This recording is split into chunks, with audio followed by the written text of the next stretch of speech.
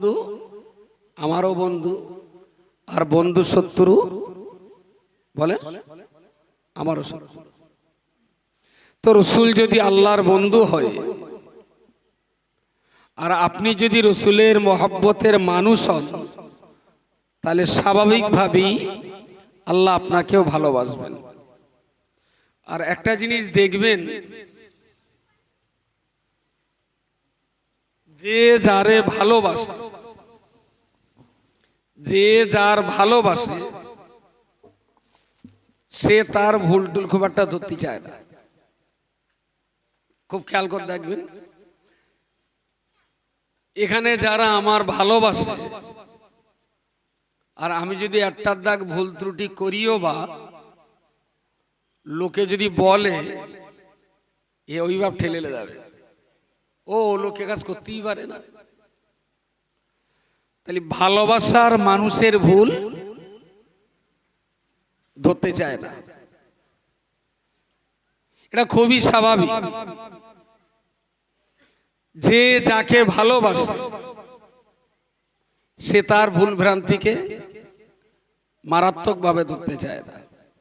ও হতে পারে আরো করিনি, তো তোমরা জোর করি চাপাচ্ছ তার গাড়ি।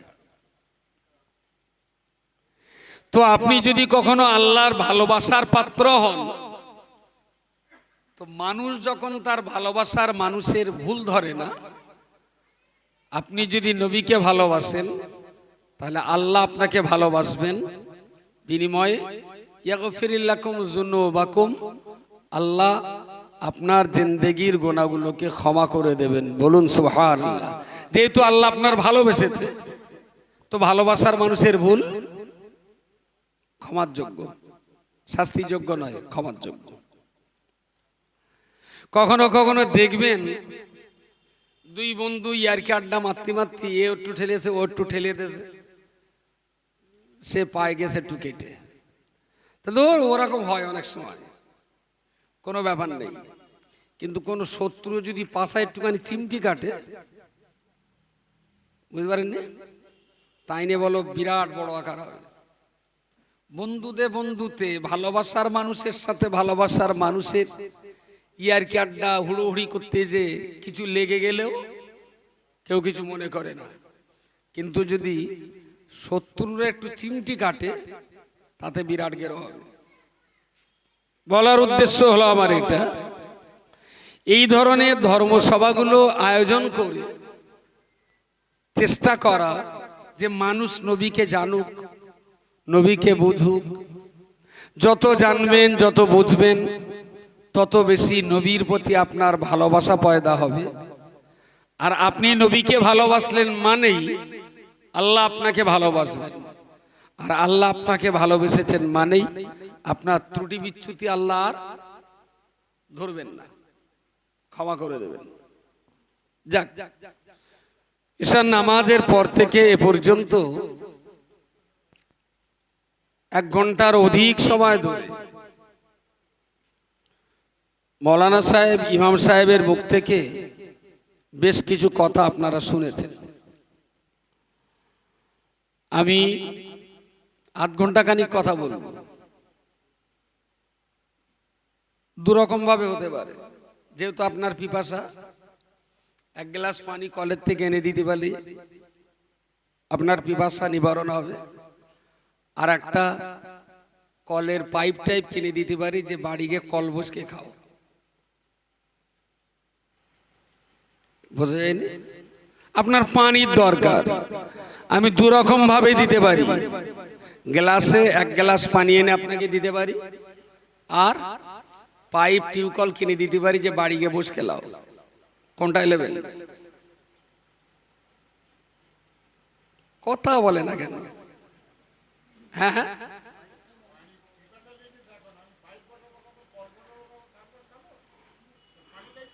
একদম ঠিক কথা বলেছে। এখন পিপাসা লেগেছে, পানিটা গ্লাসে করে এক্ষুনি খাবো। কিন্তু শ্রোতার চোখ মুখ চাচ্ছে বলো যে পাইপ বাড়ি নিয়ে বসকে খাবো।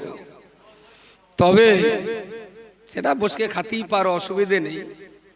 কিন্তু যারা ডিম খায় তাদের বলে জীবনে গোশ খাওয়া হয় না। কারণ ডিম তা দেবে মুরগির পিলে উঠবে, চিল শকুনের হাত থেকে বাঁচাতে হবে, তারপর তো গোশ। যে পাটি নগদে পানি খাতে যাচ্ছে ওই পাটিরে যদি গোশ বাদ দিয়ে ডিম দেওয়া হয়, বুঝতে পারেননি? আজকে খেলি ডিম, আর এইটা যদি ধাড়ি মুরগির তাওয়ায় দেওয়া হয় 28 দিন 29 দিন ওটা পিলে হবে, তারপর চিল শকুনের হাত থেকে ওর একটু পাহারা দিতে হবে, 3 মাস পর পুরো 700 গ্রামের টাই বুড়ো মুরগি। বোঝা যায়নি? এখন যদি মনে করেন না আমার ডিমটাই ভালো, তাহলে ওর জীবনে আর গোশ খাওয়া হবে না। কথা হলো লা ইউমকিনু সানাউ কামা কানা হাক্কুহু বা'দাদ খুদা বুজুর্গতুহি কিসসায়ে মুখতাসার। সুবহানাল্লাহ বলে। বালুল যে ওয়াজ করেছে আর আমি যে কথা বলবো এসব ব্ল্যাকমেল করা। ও ব্ল্যাকমেল করেছে আর আমিও ব্ল্যাকমেল করব। ইমাম তিরমিজি লিখেছেন শামাইলে তিরমিজি, আল্লামা মুবারকপুরি লিখেছেন আর রাহিকুল মাখতুম, আল্লামা শিবলি নোমানি লিখেছেন সিরাতুন নবী, কবি গোলাম মুস্তাফা লিখেছেন বিশ্ব নবী, হায়াতুন নবী, সিরাতুন নবী, দালাইলুন নবুওয়াত, শাওয়াহিদুন নবুওয়াত, আর রাহিকুল মাখতুম। পৃথিবীতে হাজার হাজার কিতাব আছে নবীকে নিয়ে। এবং সবচেয়ে খুশির কথা হলো যারা বিশ্বমানের পরিচিত ব্যক্তি, বিশ্বমানের, আইনস্টাইন একজন বৈজ্ঞানিক, সারা পৃথিবীর মানুষ তাকে চেনে। কার্ল মার্কস একজন সমাজ পলিটিশিয়ান, সারা পৃথিবী কার্ল মার্কসকে চেনে। Napoleon Bonaparte, Genghis Khan, Hitler, এরা একজন রাষ্ট্রনেতা, সারা দুনিয়া তাদেরকে চেনে।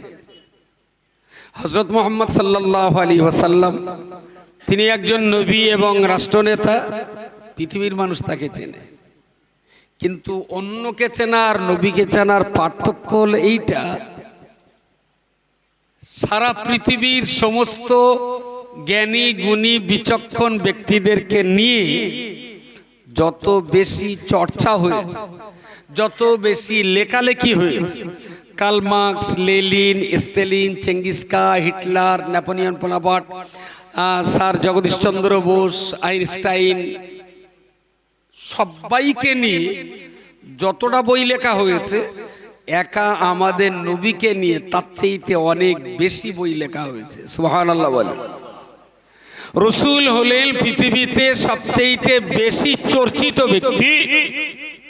একটা ব্যক্তিকে নিয়ে এত বেশি চর্চা পৃথিবীতে আর কোথাও হয়নি। কেন তাকে নিয়ে চর্চা? আসলে মানুষ সেইগুলোকে নিয়েই ভাবে যেগুলো স্বাভাবিক নয়, যেগুলো স্বাভাবিক নয়। এখানে এখন খিচুড়ি দিলি সবাই আমরা গাল দেখাবো, কেউ কারোর দিকে দেখবে না। এখন যদি ঘোষণা করে দেওয়া হয় যে ঝুরুলি একটা লোক আছে, সে গাল দেখায় না নাক দেখায়, লোক দেখতে আসবে না? আসবে না? আসবে কেন? অস্বাভাবিক। গাল দিয়ে খাওয়াটা স্বাভাবিক, এটা মানুষের কাছে কোনো ভাববার জায়গা নেই। কিন্তু নাক দিয়ে খাওয়াটা অস্বাভাবিক। নাকের অক্সিজেন ভিতরে গেলে অক্সিজেনের পাইপ দিয়ে সেটা ফুসফুসে যাবে, আর গাল দিয়ে চিবিয়ে যেটা রোগ মেরে খাবো সেটা এই হুড়কুনি দিয়ে আমার পাকস্থলিতে যাবে। কিন্তু নাক দিয়ে খাবার ফুসফুসে না যেয়ে পাকস্থলিতে যাচ্ছে কিভাবে? খাবার যায় পাকস্থলিতে, অক্সিজেন যায় ফুসফুসে। তাহলে এই লোকটা নাক দিয়ে খাবার দিচ্ছে, কিন্তু সেই খাবারটা নাক দিয়ে দিলে তো ফুসফুসে যাবে, আর ফুসফুসে যদি শস্য দানার পরিমাণ একটা খাবার যদি ফুসফুসে যায় তার খবর আছে। গলার এই জায়গাটায় এমন ভাবে সেট আপ করা, একটা যে টিপলি যেটা এরকম পাইপেনা, একটা পাইপেনা আছে না, কি বলে ওর, হোড়কুনি, ওর ভিতর দিয়ে খাবার যায়, আর ওর ওপাশটায় আর একটা পাইপ আছে, তবে সেই পাইপটায় হাড় টান নেই, হুড়কুনিতে কচি কচি হাড় আছে, আর ওই পাইপ দিয়ে হাওয়া যায়। নাক দিয়ে যেটা টানি ওই পাইপ দিয়ে সেটা ফুসফুসে যায়, আর গাল দিয়ে যেটা টানি খাই সেটা হুড়কুনি দিয়ে পাকস্থলীতে যায়। ডাক্তাররা ভাববে যে নাক দিয়ে খাচ্ছে, অথচ ফুসফুসে না যেয়ে পাকস্থলীতে যাচ্ছে। ভাববার ব্যাপার। প্রিয় রাসূল সাল্লাল্লাহু আলাইহি ওয়াসাল্লামের জিন্দেগি প্রত্যেকটাই কর্মকাণ্ড ছিল মানুষকে ভাবাবার মতো। কেন মানুষ তাকে নিয়ে ভাববে? কাজগুলো দেখতে হবে। একটা ছোটখাটো কাজের কথা বলছি। রাসূল পাক সাল্লাল্লাহু আলাইহি ওয়াসাল্লাম তিনি বাপ মরে যাবার 4 মাস পরে জন্ম নিয়েছেন। 6 বছরে মা ইন্তেকাল করেছেন, 8 বছরে দাদু ইন্তেকাল করেছেন, লালিত পালিত হয়েছেন চাচা আবু তালেবের কাছে। এই আবু তালেব খুব সযত্নে লালন পালন করতেন রাসূলুল্লাহকে, খুব সযত্নে। হালিমার ঘরে যখন রাসূলুল্লাহ থাকতেন তো হালিমা নবীকে নিয়ে যখন আমিনার কাছে দিতে এলেন তো স্বাভাবিকভাবে মা তো জিজ্ঞেস করছেন, আমার কঠির জন্য আপনার খুব কষ্ট পেতে হয়নি তো? হালিমা বললেন, মোহাম্মদকে এই 4টে বছর আমি লালন পালন করছি, আজ পর্যন্ত একটা বারও আমাকে মোহাম্মদের পেশাবের পাতা, কেশাবের ক্যাতা, পেশাবের ক্যাতা কাপড় আমার ধুতে হয়নি। বলুন সুবহানাল্লাহ। ঠিক ঘুমিয়ে আছে তো আছে, ঘুম ভেঙেছে, কোলে নিয়েছি, বাইরে এসেছে, ঠিক যে সময়টা নিচে নামিয়েছি তখনই পেশাব করেছে। কোনোদিন এই বাচ্চাটার জন্য আমার পেশাবের ক্যাতা ধুতে হয়নি। কোনোদিন এই বাচ্চাটা ঘরে বালিশ কাঁথায় পায়খানা করিনি। তো এরকম বাচ্চা লালন পালন করা একটা না, একসঙ্গে 10টা হলেও কোনো অসুবিধা হবে না।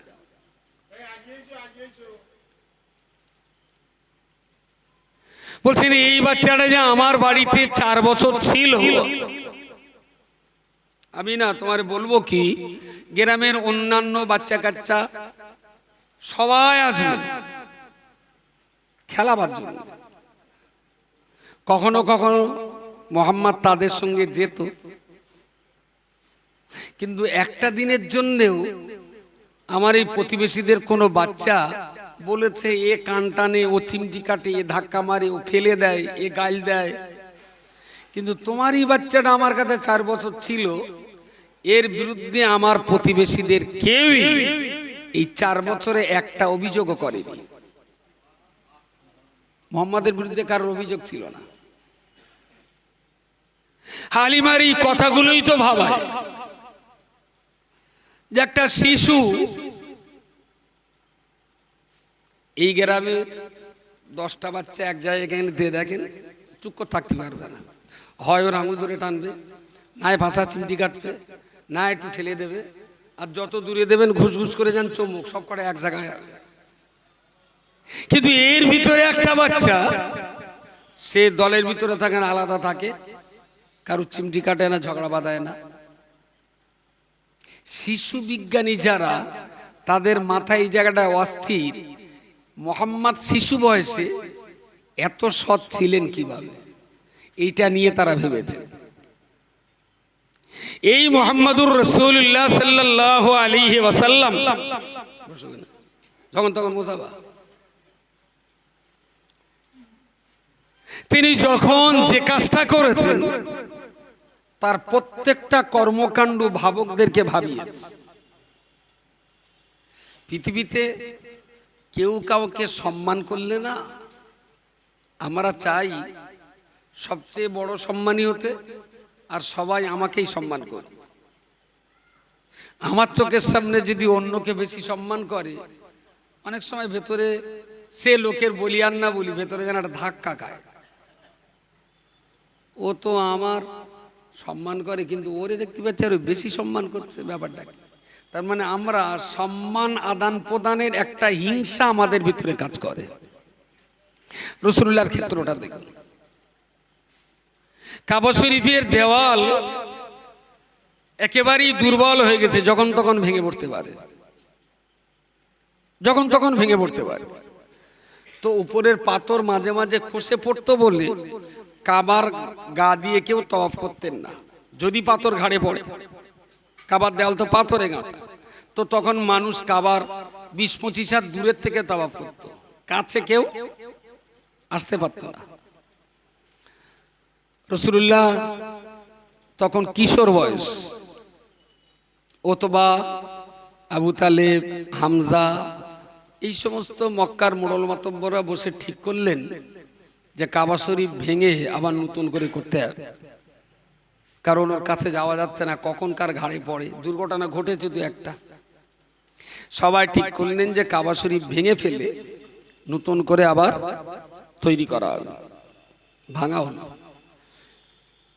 ঠিক একটা মানুষ দাঁড়ালে কোমর যে বরাবর, ওই বরাবর দেওয়ালের গায়ে হাজরে আসওয়াদ রাখা আছে, যেটাকে চুমো দেওয়া হয়।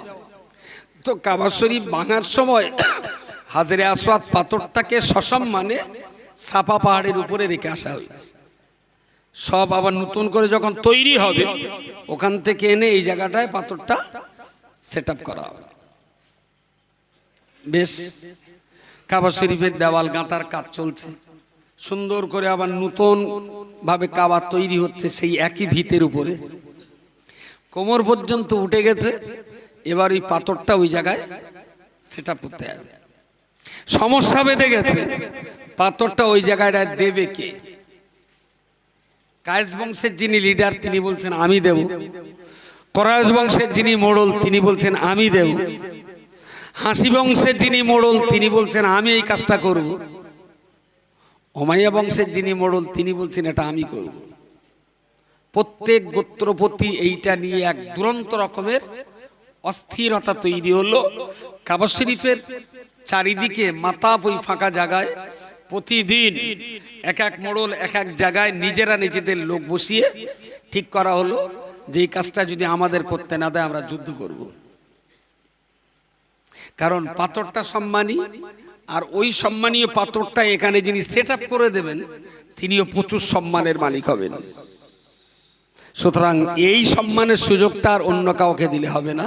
প্রত্যেক গোত্র ঠিক করে ফেলেছে আমার গোত্রের যিনি লিডার তিনি এই কাজটা করবেন। মারামারি, খুন খারাপি, রক্তারক্তি অবশ্যম্ভাবী, কেউ তাদের বাঁচাতে পারবে না। কারণ প্রত্যেকে নিজের জায়গায় অটল এবং অবিচল, 1 ইঞ্চি জায়গা কাউকে ছাড়া হবে না। ও পাথর আমরাই রাখবো। ভাই এইরকম দাবিদার যদি 10 জন 15 জন হয় তখন কি করতে পারে বলেন বলেন? আজকের এই সভাটা যদি 15 জন বলে আমরা একটা করে বক্তা দেবো, আমার বক্তা নীতি হবে, নালি সভা করতে দেবো না। শেষমেশ মসজিদ কমিটি সভা বন্ধ করে দিতে বাধ্য হবে, যে মারপিট করার চাইতে সভা বন্ধ থাক। আজকেরও সেই পরিস্থিতি মক্কার। ঘটনা চক্রে ওদের ভিতরে একজন বলল, এই যে মারপিট, ঝগড়াঝাটি, খুন খারাপির পথে আমরা হাঁটছি, এইটা না করে এই সমস্যাটার সমাধানের দায়িত্ব মুহাম্মাদের উপরে দিলে হয় না? কিছু বলেন, একটু জোরে বলেন। শুধু একবার ভাবুন, বাপ মারা গেছেন জন্মের 4 বছর আগে, মা মারা গেছেন 6 বছর বয়সে, দাদু ইন্তেকাল করছেন 8 বছরে, পিতামাতার সম্পত্তি থেকে সম্পূর্ণ নিঃস্ব, নিজের ঘরটুকু ছিল না যে রাসূলুল্লাহ সেই ঘরে থাকবেন। নবী থাকতেন চাচার ঘরে, তাহলে আর্থিকভাবে চির অসহায়, একদম নিঃস্ব, তার কিচ্ছু নেই। সেই ছেলেটাকে এত ওতবা সাহেবা ওতায়েবা মক্কার প্রতিষ্ঠিত মোড়ল মাতব্বরেরা সমস্যা সমাধানের দায়িত্ব মুহাম্মাদের উপরে দিলে কেন? সমাজ বিজ্ঞানীদের ভাবনাটা এই জায়গায়। তাহলে এরা মোহাম্মদের ভিতরে কি দেখেছে, কি পেয়েছে? সমস্ত মোড়লের চাইতে মোহাম্মদের বয়স তো অনেক কম।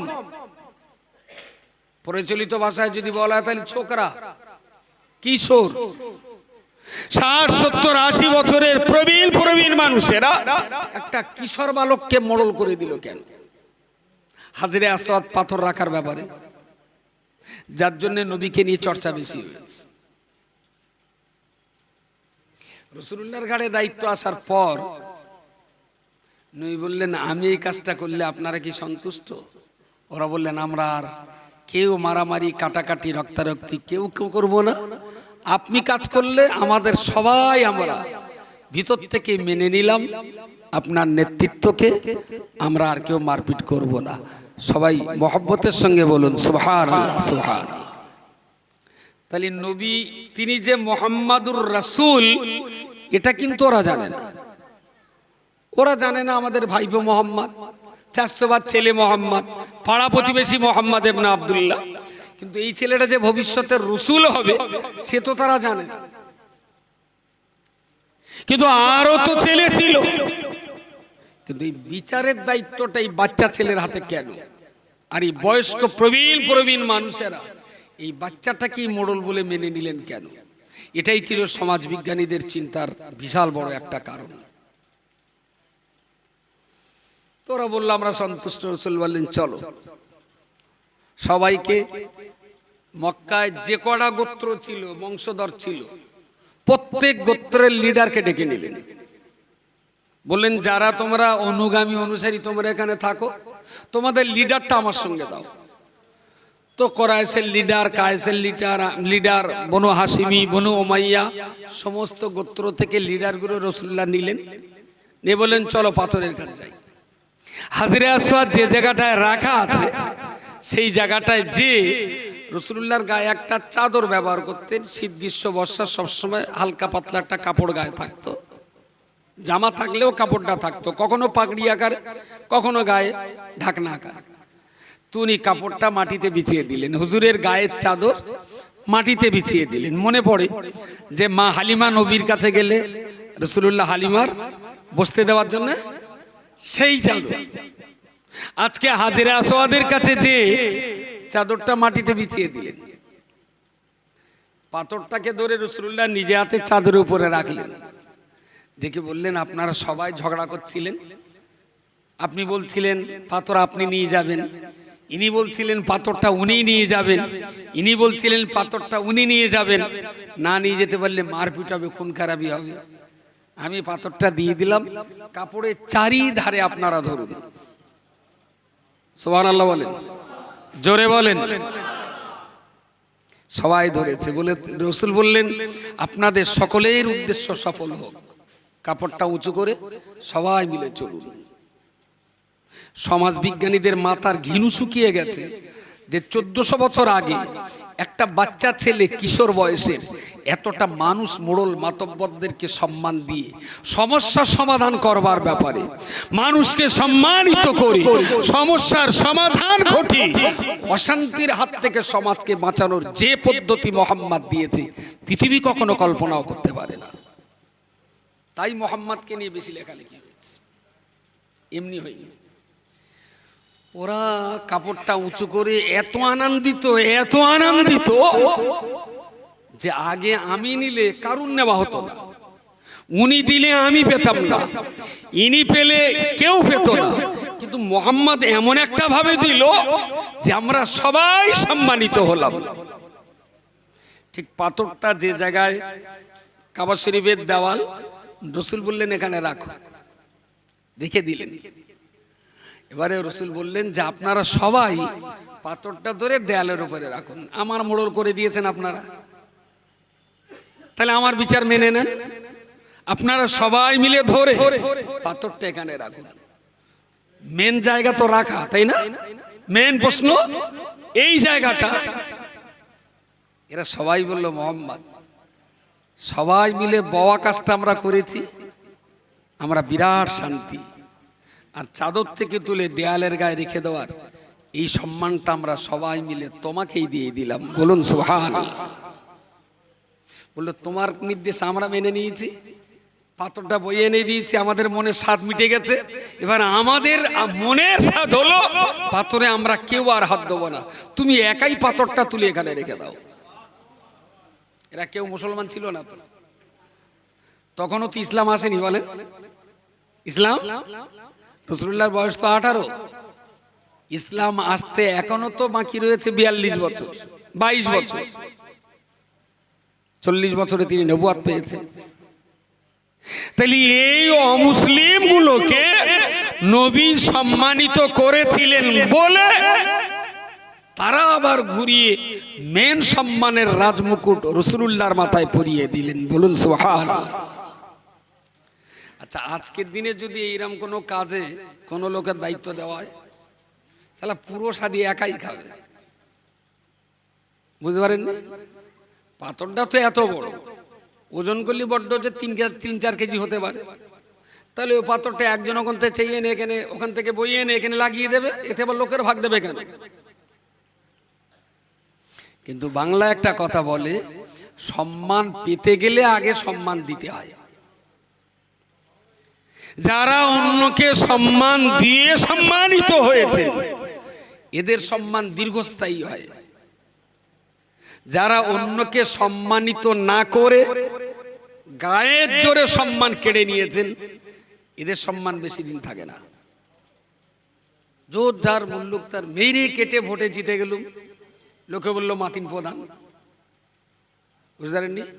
এ সম্মান কতদিনের? হ্যাঁ, 5 বছরও না। সামনে সাহেব বলবে, পেছনে গিয়ে খয়াকার বলবে, শুধু মসজিদের পটে বলে বলতে পারলো না। বাউলের সম্মান কতটা? আপনাদের যা টাকা আছে সেই তুলনায় বাউলুল আপনাদের খেতে জন দিলি ভালো হয়।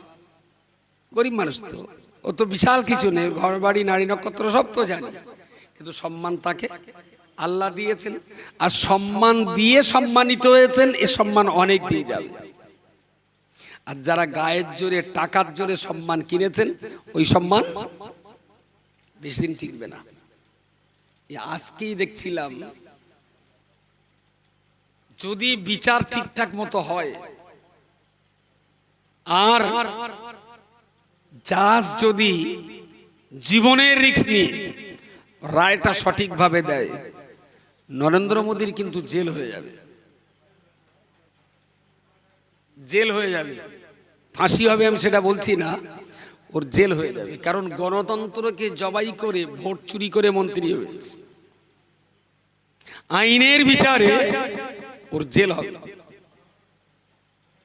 কেন? ও সম্মান যেটা প্রধানমন্ত্রীতে সম্মান যেটা পেয়েছে, ওটা অন্যকে সম্মান দিয়ে সম্মানিত হয়নি, বরং ষড়যন্ত্র আর চক্রান্ত চুরি করে সম্মান কামাই করেছে। এ সম্মান বেশি দিন টিকতে পারে না। এবারে যে কথাটা বলছিলাম, এই মানুষটা নবুয়তের দায়িত্ব পাবেন 40 বছরের শেষ প্রান্তে, 41-এর দোরগোড়ায়, আর জন্ম থেকে নিয়ে এই 40 পর্যন্ত তিনি এই সমাজটাকে নিয়ে ভেবেছেন। স্বাভাবিকভাবে আমাদের ছেলেপিলেরা বাবা মার দ্বারাতে প্রভাবিত হয়, অনেক বেশি কাছাকাছি থাকে, যেটা আমরা অনেক সময় বলি বাপ গুনে বেটা, মা গুনে বেটি। বাপ মার কাছ থেকে সন্তান যা পায়, বেটা বেটি সেই ধরনের তিলে তিলে গড়ে ওঠে।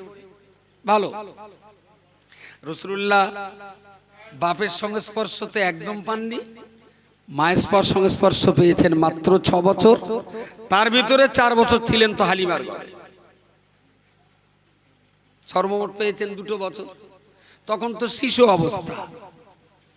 তারপরে আবু তালেব, আব্দুল মুত্তালিব, তারপরে আবু তালেব, তার পিতা মাতাকে তিনি পান।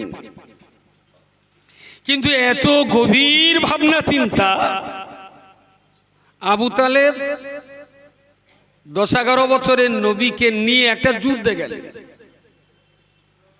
যুদ্ধটা হলো হরবে ফুজ্জার। হরবে ফুজ্জার বললেন, চলো আমরা একটা যুদ্ধে যাচ্ছি, তুমি আমার সঙ্গে চলো। রাসূলুল্লাহ গেলেন। আবু তালেব রসুলকে ডেকে বললেন, বাবা, বিরোধী পক্ষরা আমাদের দিকে যত তীর ছড়বে, আর ওই তীরগুলো যদি কারোর গায়ে লেগে যায় তাহলে লেগে গেল, আর যদি কারোর গায়ে না লেগে যদি ছড়িয়ে ছিটিয়ে মাটিতে পড়ে তাহলে ওই তীরগুলো খুঁটে 8টা 10টা এক জায়গা করে দড়ি দিয়ে বেঁধে তুমি আমার হাতে তুলে দেবে, আমি আবার এই তীরগুলো দিয়ে শত্রুদের মারব। রসুল বললেন যে আমার দায়িত্ব ছিল তীর খুঁটি খুঁটে চাচার হাতে তুলে দেওয়া। তা চাচা বলেছেন, আমি সেই কাজ করছি।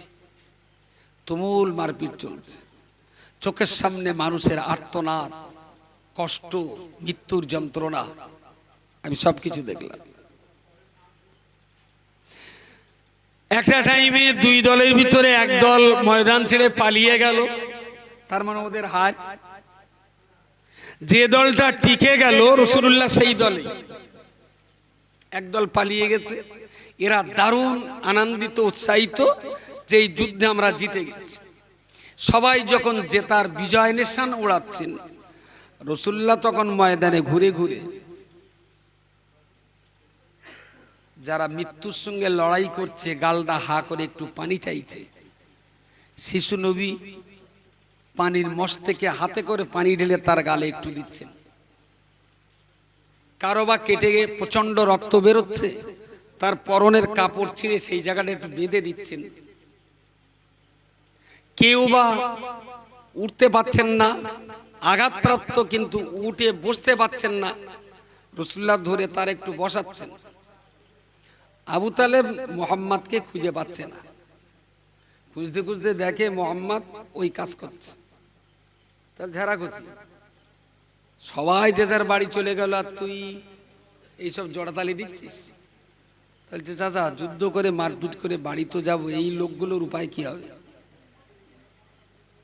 বলে, শোন, ওই রকম মরণ প্রতি বছর মরে, আর ওই কাতরাতি কাতরাতি একটা টাইমে মরে যাবে, ওনে আমরা অত ভাবি যাবে না, চল বাপ বাড়ি চল। প্রিয় রাসূল সাল্লাল্লাহু আলাইহি ওয়াসাল্লাম অত্যন্ত মর্মাহত হলেন। বললেন, চাচা, এই যুদ্ধটা কিসের জন্য হলো?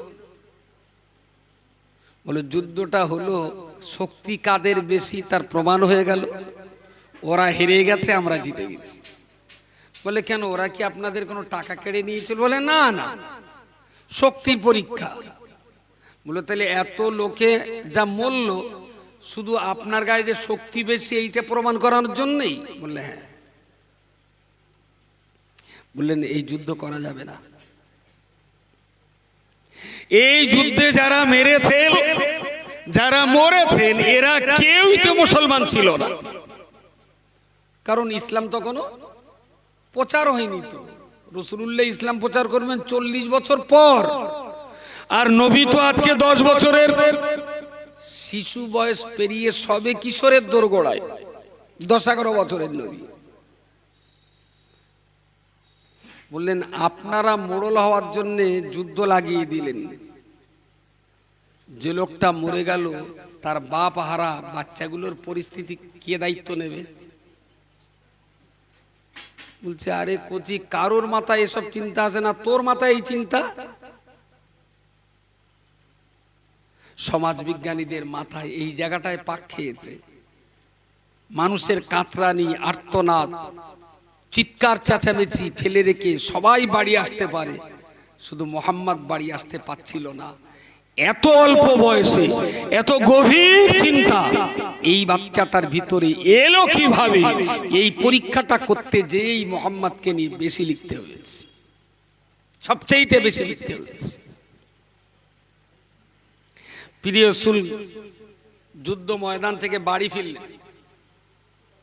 ওতবা, সায়েবা, ওতায়বা, ওলীদ, মুগীরা, উমাইয়া সবাইকে ডাকলেন। কাবার চত্বরে একটা ঘর ছিল, ওই ঘরটার নাম হলো দারে আরকান। মক্কার প্রবীণ লোকদেরকে ওই ঘরে ডাকা হলো। কে ডেকেছে? মুহাম্মদ ডেকেছে। সবাই এসে জিজ্ঞেস করছেন, মুহাম্মদ কি ব্যাপার, কেন ডেকেছো? বললেন, হ্যাঁ বলছি। সবাই এসে গেলেন। রাসূলুল্লাহ দাঁড়িয়ে বললেন, এবারের হরবে ফুজ্জারের যুদ্ধে আমি ছিলাম, আমি খুব কাছ থেকে দেখেছি যুদ্ধের বিভীষিকাময় পরিস্থিতি, আর্তনাদ, বিলাপ, কান্না, যন্ত্রণা আমি দেখেছি। আপনাদেরকে ডেকেছি আগামী বছরে এই যুদ্ধে আপনাদের কারোর গেলে হবে না, কারোর যাওয়া হবে না। বলছে মোহাম্মদ, এটা তো একটা বংশগত মর্যাদা, যুদ্ধে যদি না যাই তাহলে তো আমরা কাপুরুষ হয়ে যাব, লোকে আমাদের ভয় করবে না, মানুষ তো আমাদের দুর্বল ভাববে।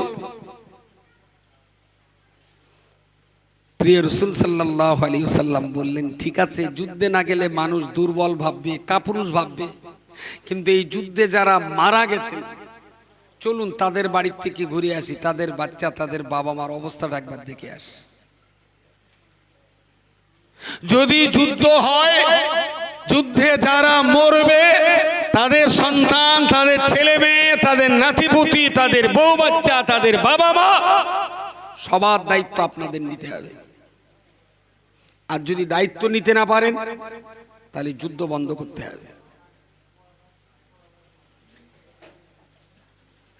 18 বছরের একটা কিশোর বালক মোহাম্মদের এই প্রশ্নের মুখোমুখি মক্কার 60, 70, 50, 48 বছরের আবু জেহেল, আবু লাহাব, উতবা, সাইবা যারা বড় বড় বংশের মোড়ল ছিল, তারা মোহাম্মদের কথার এই পেঁচে পড়ে শেষমেশ বলল, মোহাম্মদ তুমি যেটা ভালো মনে করো আমরা সেইটাকেই সমর্থন দেব। জোরে বলুন সুবহানাল্লাহ। নবী বললেন যুদ্ধ করা হবে না। ওরা বলল ঠিক আছে, আর যাব না। একটা 18 বছরের ছেলে, একটা প্রভাবশালী সমাজ ব্যবস্থার দীর্ঘদিনের মোড়ল মাতব্বর যারা, তারা সবাই এই বাচ্চা ছেলেটার সিদ্ধান্তেই তারা সমর্থন করলেন। এটা কি করে হয়? নাক দিয়ে খেলে খাবার ফুসফুসে না যে পাকস্থলিতে যাচ্ছে কিভাবে, এটা যেমন ডাক্তারের ভাবনা। এত বুড়ো বুড়ো লোক থাকতে বাচ্চা ছেলেটাই মাতব্বরি করছে কি করে ভোট ছাড়াই, এটা ছিল সমাজ বিজ্ঞানীদের সবচেয়ে বড় ভাবনা। আপনাদের কাছে আমার বলবার, এখানে যত লোক বসেছেন হাত তুলতে বলবো না, ক্ষমা করবেন। রাসূলুল্লাহর জীবনী বই, শিশুদের মুস্তাফা, বিশ্বনবী, জগৎগুরু মোহাম্মদ, বৈজ্ঞানিক মোহাম্মদ, আর রাহিকুল মখতুম, তারপরে সিরাতুন নবী, সিরাত ইবনে হিশাম, দালাইলুন নবুয়াত, শাওয়াহিদুন নবুয়াত, আর রাহিকুল মখতুম, এই ধরনের বাংলা ভাষায় কলকাতাতে 80 থেকে 85টা বই পাওয়া যায়। এই বইগুলোর ভেতরে যে কোনো একটা বই বাড়ি আছে। জরুরি যদি খোঁজা হয়, মুসলমানদের কটা বাড়িতে নবীর জীবনী বই পাওয়া যাবে? তাড়াতাড়ি বলেন, এটা গড় কটা বাড়িতে পাওয়া যাবে নবীর জীবনী বই? ভালো, এদিকে আসুন, এটা মোটামুটি একটা আন্দাজ করে বলেন কত বাড়িতে পাওয়া যেতে পারে। 100-র ভিতরে 90টা বাড়ি নবীর জীবনী বই আছে। 70টা বাড়িতে বই আছে। বাবু বলছেন 70টা বাড়িতে বই। কি মত আপনার? কটা বাড়ি থাকতে পারে? কথা বলেন না কেন? 20-30টা বাড়ি থাকতে পারে বলেই মাথাটা নিচু করেছে, তার মানে লোকের বাড়ি মনে হচ্ছে নেই। আচ্ছা, কি নাম নবী পাকের সেই জীবনী বইটার নাম বলেন?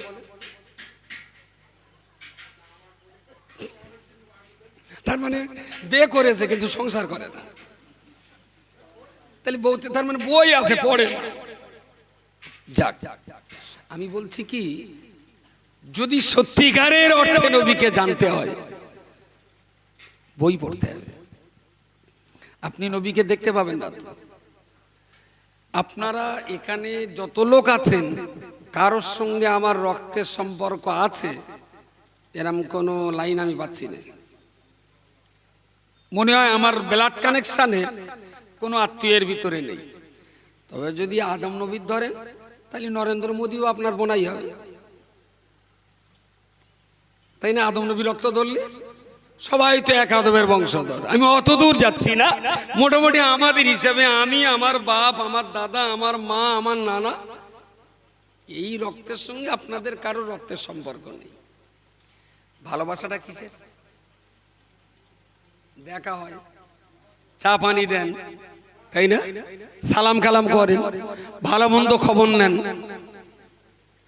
এই যে একসঙ্গে ওঠা বসা করা, আমি বলছি আপনি শুনবেন, কখনো জলখারে যেয়ে মাছ ধরা, কখনো বাড়ি বসে গল্প করা, এইভাবেই কিন্তু আমার সঙ্গে আপনাদের মহব্বতের সূচনা। আমি যদি কাল মরে যাই, আমি বিশ্বাস করি যে সব লোক না গেলে অন্তত অর্ধেক লোক আমার জানাজায় যাবে। ইস, লোকটা কালকে হজ করল, আজকে মরে গেল। হাজার কাজের ক্ষতি করেও এই গ্রামের অনেক লোক যাবে আমার জানাজা পড়তে, যাবে। কিসের টানে? ভালোবাসার টানে। কিভাবে হয়েছে ভালোবাসা? সঙ্গ দেওয়ার কারণে। সঙ্গ দেওয়ার কারণে নবীর প্রতি যে আপনার ভালোবাসাটা জন্মাবে। কিভাবে জন্মাবে? আপনি কি নবীর সঙ্গে ওঠা বসা করেছেন? একসঙ্গে বসে খেয়েছেন? নবীকে কোনোদিন একটা চা খাইয়েছেন? তাহলে ভালোবাসাটা কিভাবে হবে? একদম অপরিচিত, জীবনে মুখ দেখেননি, বাপ কোথাকার এক সুন্দরবনের মেয়ে ধরে আপনার সঙ্গে বেঁধেলে, সেই বউটা যদি মরে যায় আপনি কাঁদেন। কেন কাঁদেন? না বাপ তাকে ধরে আমার ঘরে দিয়েছিল, সে আমার জামা কাপড় কেচে দিত, সে আমার পিঠ চুলকে দিত, মাথার যন্ত্রণা করলে মেসেজ করে দিত। একদিন দুদিন চার দিন যেতে যেতে এত মহব্বত হয়ে যায় যে একজন আরেকজনকে ছেড়ে থাকতে পারে না। তো নবীর সঙ্গে আমাদের মহব্বতটা হবে কি করে? সঙ্গ আমরা দেইনি, তিনিও আমাদের দেননি, আমরাও তাকে একগাল খাওয়া দিতে পারিনি। যুদ্ধ ময়দানে মাথা রক্ত বেরোচ্ছিল, আমরা কেউ তো পটি বেঁধে দিতে পারিনি। ওদের আপনার তায়েফের মাটিতে রাসূলুল্লাহ বেহুশ হয়ে পড়েছিলেন, আমরা কেউ হুজুরের মাথায় এক আজলা পানিও দিতে পারিনি। তাহলে নবীর সঙ্গে আমাদের মহব্বতটা কিভাবে হবে? মহব্বত কি গাঁড়া কপির মার্কেটে কি বিক্রি হয় যে 50 গ্রাম মহব্বত দাও দিনই, একটু খেয়ে দেখি নবীর সঙ্গে যেন আমার মহব্বত হয়? এটা তো বেচা কেনা জিনিস না, এটা তো সঞ্চয় করতে হয়, উপভোগ করতে হয়। আমি সোনার অক্ষরে লিখে দিচ্ছি, নবীর সঙ্গে দেখা হয়নি, নবীর সঙ্গে ওঠা বসা হয়নি, নবীর পিছনে নামাজ পড়া হয়নি, নবীর সঙ্গে যুদ্ধে যাওয়া হয়নি, রাসূলুল্লাহর সঙ্গে কোনো দিন 2 মিনিট সময় কাটাতে পারেননি। নবীর একটা ভালো জীবনী বই কিনুন, আর প্রতিদিন 10টা মিনিট শুয়ে হোক আর বসে হোক, যে নবীকে তো পাইনি, তার নবীর জীবনী বইটা পড়ে আমি নবীকে খুঁজে বেড়াচ্ছি এই বইয়ের অক্ষরে লাইনের ভিতর দিয়ে। ওই বই প্রতিদিন 1 পৃষ্ঠা 2 পৃষ্ঠা করে পড়ুন, আর দেখবেন কোনো না কোনো দিন একটা টাইমে শুয়ে পড়ে পড়তে পড়তে কখন দেখবেন চোখের কানা দিয়ে পানি গড়িয়ে গড়িয়ে বালিশটা ভিজে গেছে অনেকটা। তারপরে আপনার মনে হবে যে না, তাহলে নবীর মহব্বত আমার অন্তরে আল্লাহ একটু দিয়েছেন। তবে এটা তো আর কারোর গল্প করা যায় না, ওটা আপনার অনুভূতিতেই শান্তি হবে। শুধু বলে দিলাম নবীকে ভালোবাসি, নবীর জন্য জান দিয়ে দেবো, সব চিটিং বাজ, ধাপ্পাবাজ, এসব ভণ্ড হতেই পারে না। আমি যদি এখন বলি আপনি দাঁড়িয়ে হযরত মুহাম্মদ সাল্লাল্লাহু আলাইহি ওয়াসাল্লাম সম্পর্কে কিছু বলুন, কতক্ষণ বলতে পারবেন? মোটামুটি মাইকটাই কিনা এমনি 4 দোকানেই বসে বলুন, তবে অন্য কথা বললে হবে, নবীকে নিয়ে বলতে হবে। যারা একটু কিতাব পড়ে তারা নিশ্চয়ই 1-8 ঘন্টা, কোনো বক্তা লাগবে না, 1-8 ঘন্টা বলে যাবে। আর যারা কিতাবপত্র পড়ে না, ও নবী সম্পর্কে, আমাদের নবীর নাম মোহাম্মদ, বাপের নাম মনে হচ্ছে আব্দুল্লাহ, আর মার নাম আমিনা, মক্কায় জন্ম নিয়েছিল আর হালিমা দুধ খাইয়েছিল, আর কাফের একটু মারধর করতে বলে উনি মক্কাতে মদিনায় চলে গেলেন। তারপরে ওখানে কিছুদিন থেকে আরো যুদ্ধমুদ্ধ হয়ে গেল খানিকটা। তারপরে নবী মরে গেলে ওখানে খবর দেওয়া ছিল। ওই পর্যন্ত হার্ডলি মিনিট 5। ওরে যদি এখানে দাঁড় করিয়ে বলো একটু মমতা ব্যানার্জি সম্পর্কে বলো, কতক্ষণ বলবে? শুধু সুইচ দিয়ে দিলে হয়, শুরু হবে তা শেষ হবে না। এ ভান্ডার, এ ভাতা, সে ভাতা, নানান ভাতা। এটা দেয়, ভাঙ্গা বাড়ি উঠোনে কল দিল, মা মরে গেলতে চাষি টাকা পেলো, বাপ বুড়ো হয়ে গেলে টাকা পেত, তারপর জানাজার কাফনের কাপড় দিল, অমুক অ্যাক্সিডেন্ট করে বলে তার বোর একটা চাকরি দিল, সে বলা শুরু হবে তা। কিন্তু মুহাম্মাদুর রাসূলুল্লাহ সাল্লাল্লাহু আলাইহি ওয়াসাল্লাম ওর জন্য কি কি করে গেছেন এটাও জানে না। আর এইভাবে কখনো নবী প্রেমিক হওয়া যায় না। প্রেম করতে গেলে জানতে হয়, বুঝতে হয়, তবে তার সঙ্গে প্রেম হয়, যার তার সঙ্গে ভালোবাসা হয় না।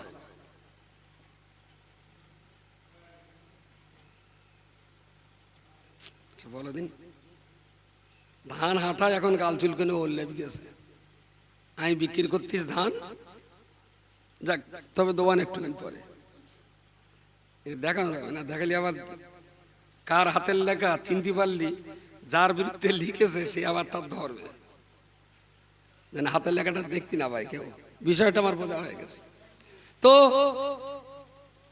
প্রিয় রাসূল সাল্লাল্লাহু আলাইহি ওয়াসাল্লামের জন্য খুব ভালো হবে একটা করে কেতাব। আমি ভালো হুজুরি দেখেছি, এই জন্যে 200-300 করে টাকা দেবেন, বাহালুলের পছন্দ মতো একটা করে কেতাব কিনে দেবেন। আর কেতাবটা মুসলমানের বাড়ি মানেই একটা করে লাইব্রেরি থাকাটা খুব জরুরি। বাড়ির বারান্দায় একটা লাইব্রেরি থাকবে, সেখানে কোরআন শরীফ থাকবে, যদি বাংলা অনুবাদ কোরআন পাওয়া যায় সেটা একটা থাকবে, নবীর জীবনী থাকবে, শিশুদের মোস্তফা বলে বাচ্চাদের একটা বই আছে সেটা থাকবে, দাদা হুজুরের একটা জীবনী থাকলো, বৈশাখ হুজুরের কলমাতুল কুবুর কেতাবটা থাকতো। মিনিমাম এই 5টা ছড়া কেতাবের দাম হার্ডলি 1000-1200 টাকা। এই কেতাবগুলো থাকবে। আর আমি ওই পরিবারের রাষ্ট্রপতি, আমার আইন থাকবে, এই বাড়িতে যে যা বাস করবে সবাইকে এই বইগুলো, যে কোনো বই প্রতিদিন 1 পৃষ্ঠা করে পড়তে হবে, যার যখন সময় আছে।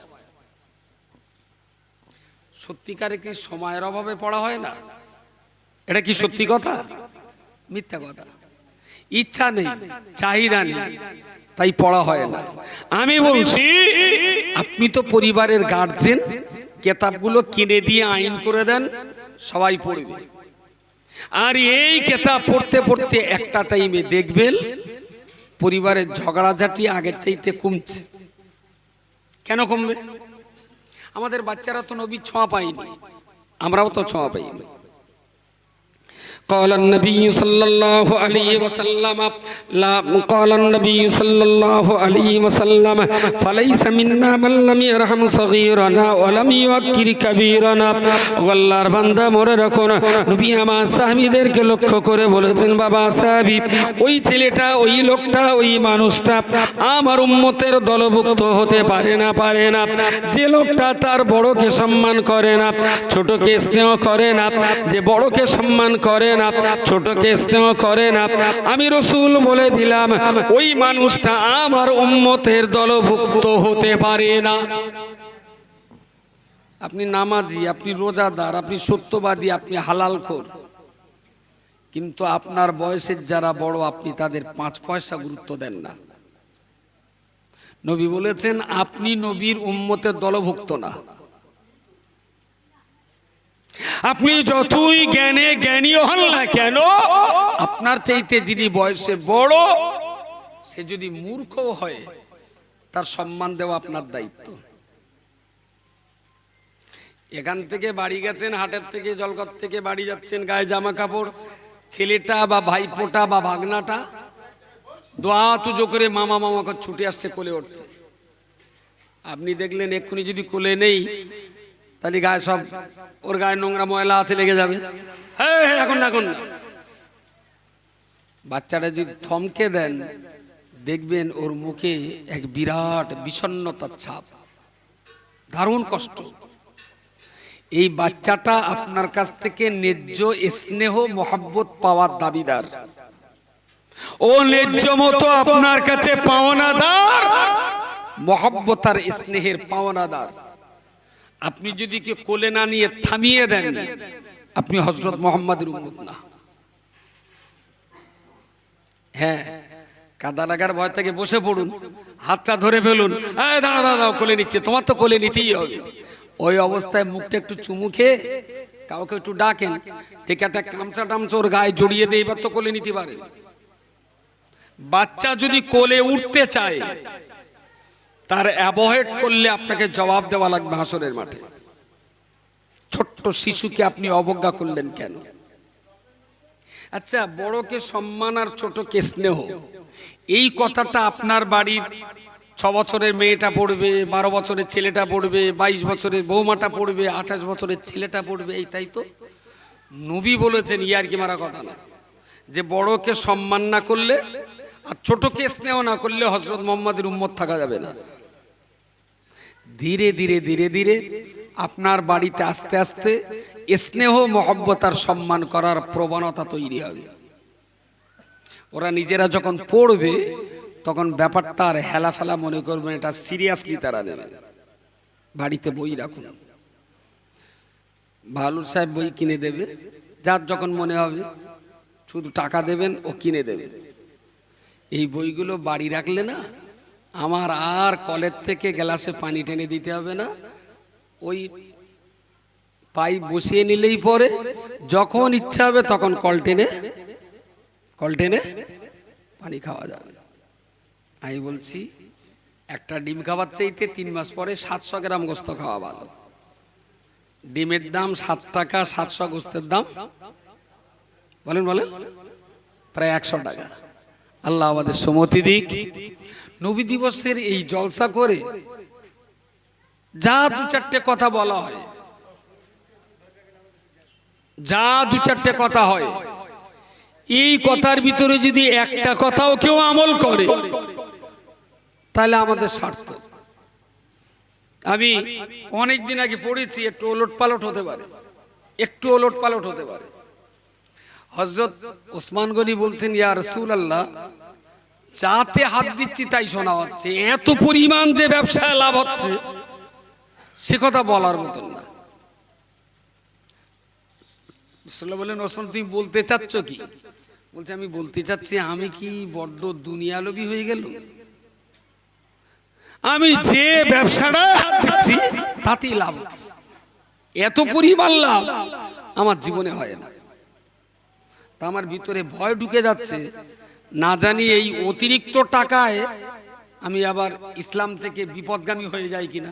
টাকার লোভে মানুষ ক্ষতিগ্রস্ত হয়। রাসূলুল্লাহ ওরে বললেন, তুমি এক কাজ করো, ভাত খাও কোথায়? নবী বললেন, ঘরে খাই। তাহলে কালকের থেকে উটের পিঠে খাও, যখনই তোমার খিদে লাগবে। আবু কথা বলো না, ওখানেই থাকো, তবে কথা বলো না। রাসূল বললেন, তোমার যখন খাবার সময় হবে তুমি উটের পিঠে খাবে। আর নবী নির্দেশ করলে সাহাবীরা আর কৈফিয়ত করতেন না। নবী বলেছেন বিনা কৈফিয়তে তাই করতে হবে। এখন ওসমান গনির যখন খিদে লাগে তখন ভাত রুটি যখন যা জোটে ওই উটের পিঠে বসে তাই খাবে, খেয়ে আবার লেবে আসবে। কিছুদিন পরে বললেন, ইয়া রাসূলুল্লাহ, আমি তো প্রচুর টাকার মালিক হয়ে যাচ্ছি, এই জন্য আপনাকে বলেছিলাম, না জানি আমি দুনিয়া লোভী হয়ে যাই কিনা। তা আপনি আমারে বললেন উটের পিঠে বসে ভাত খেতে, যেখান থেকে উটের পিঠে খাচ্ছি তারপর লাভ আরো বেশি হচ্ছে, আমার তো কোনো পয়সা কমে না, আরো যেন ডবল হচ্ছে। নবী বললেন, উটের পিঠে কি করে খাও? তা বলছে, আমি উটের পিঠে প্রথমে 2 দিকে পা দিয়ে বসি, উটের পিঠে 2 দিকে পা দিয়ে বসলাম, আর এই পায়ের এপার 2 পায়ের উপরে সুন্দর করে দস্তরখানটা এরম বিছিয়ে দিলাম, দিয়ে এর উপরে প্লেট ডেকে খাই, আর ওই যা ভাতটা ছড়িয়ে যায় ওখানে ছড়াই, এখন তো তুলে খাই। নবী বললেন, আমি জানতাম যে তুমি দস্তরখান বিছিয়ে খাও, তাই আল্লাহ তোমারে এত বরকত দেয়। উটের পিঠে তুমি আর দস্তরখান বিছাতে পারবে না, বরকত একটু কমে যাবে। তা তুমি উটের পিঠেও যখন দস্তরখানে খেয়েছো, তাহলে এই বরকত কমানোর মতো আমার হাতে আর কোনো অস্ত্র নেই। সুবহানাল্লাহ বলেন। এখানে যে কজন আছেন দস্তরখান বিছিয়ে কেডা কেডা খায়? ক টাকা দাম দস্তরখানের? কত কত বললেন? কেডা দস্তরখানের দাম বললো? কেডা একটা কেডা বলেছে 50 টাকা? আপনি 50 টাকা। তা 50 টাকা কি প্রতিদিন? কিছু কিছু বাড়ি দস্তরখান আছে, জামাই আসবে, দন্তন নায়িকার আসবে, তার জন্য দস্তরখান, বাড়ির লোকের জন্য না। আজকের এই সভা সার্থক হবে যদি এখন থেকে দস্তরখান মানে ওই পেপার না। আমি যতদূর পড়াশোনা করে দেখেছি, দস্তরখান এমন একটা, আমরা যে খাবারটা খাই সুন্নত তরিকা না, সবার প্লেট আলাদা আলাদা, প্লেট আলাদা আলাদা, আর তলায় একটা পেপার বিছিয়ে দেওয়া। ওটা দস্তরখান না ডাস্টবিন? ওরা তো বন প্লেট, আলুর খোলা, শাকের ডাঁটা চিবিয়ে এইসব রাখার জন্য। ওটা দস্তরখান না। অ্যাকচুয়াল রাসূলুল্লাহ যেটা খেতেন, একটা পাত্র একটু বড়, আমি খাবো, আমার ছেলে খাবে, আমার স্ত্রী খাবে, আমার মা খাবে, গোল করে ওই একই পাত্রে চারিধারে ভাত থাকবে, মাঝখানে তরকারি থাকবে, এক পাত্রে সবাই খাবো। আমার দুটো বেশি হলে ছেলে কেড়ে নেবে, ছেলের দুটো বেশি হলে আমি কেড়ে নেবো, পুরো থালাটা চেটে ফুচে। এটাই হলো সুন্নত তরিকার খাবার। আর আমরা সবার প্লেট আলাদা আলাদা, আর প্লেটের পাশার তলায় একটা পেপার বিছিয়ে দেওয়া, এটা দস্তরখান না। কিছু বলার থাকে তো বলে। নবী খেয়েছেন পরিবারের সবাই একসঙ্গে, তবে তো তাতে বরকত হবে।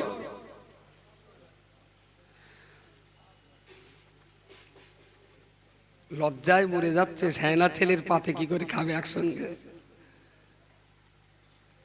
আসলে ছোট বয়সে আমি দেখতাম হাবেজ সাহেব হুজুর, তারপর কবি সাহেব, এই ধরনের মানুষ বাড়িতে আসলে ওই সেই থালায় ভাত টাত বেশি থাকলে ওই ভাত মা আমাদের খাওয়াতে, দেখ ওই বুড়ো মানুষ ঘেঁটে কুটে দিয়েছে। আর বুড়ো মানুষ তো থালা টালা ভালো পুষতে পারতো না। আমি বলো খাবো না, মা বলতে একটু গিলে রাখো, ভালো ভালো মানুষের এইটো খাতি হয়। আর মা বললি খাতি হবে, খেয়েছি। পরে যেয়ে বুঝলাম যে আল্লাহওয়ালা মানুষদের এটো খালে রহমত হয়, বরকত হয়, ইলম বৃদ্ধি পায়। আরো একটু বড় হয়ে বুঝলাম ব্যাপারটা ওইটা না। ব্যাপারটা হলো, কেউ যদি কারোর লালা খায়, গালের যে লালা আছে, কেউ যদি কারোর লালা খায়, তাহলে আমার লালা, আমার গালের থুতু লালা যার পেটে যাবে, আমার প্রতি সেই লোকটা মহব্বত করবে। বোঝা গেছে কথা? Very good. এখন ওই আল্লাহওয়ালা মানুষদের এঁটো খাওয়া মানে যে আমার ছেলের মহব্বত এই আল্লাহওয়ালা মানুষদের প্রতি মহব্বতটা হোক। একে অপরের এঁটো খেলে মহব্বত বাড়ে। তো স্বামী স্ত্রী বাপ বেটা যদি এক প্লেটে খান, বৈজ্ঞানিক ভাবে, বিজ্ঞান ভিত্তিক, এই পরিবারের সকলের সঙ্গে সকলের মহব্বত হবে, সবার সঙ্গে সবার মহব্বত হবে। শালা বাপ বেটা একসঙ্গে খৈনি খাবে কিন্তু ভাত খাবে না। ছেলে ঝেড়ে হয়তো বাপের দিচ্ছে, বাপ ঝেড়ে হয়তো বৌমার দিচ্ছে, এরা হবে, কিন্তু ভাত একসঙ্গে খাওয়া হবে। কি বলছেন? আমি বলছি কি, যখন হার্ডওয়্যার থাকে তখন একটু তাবিজ টাবিজ করতো।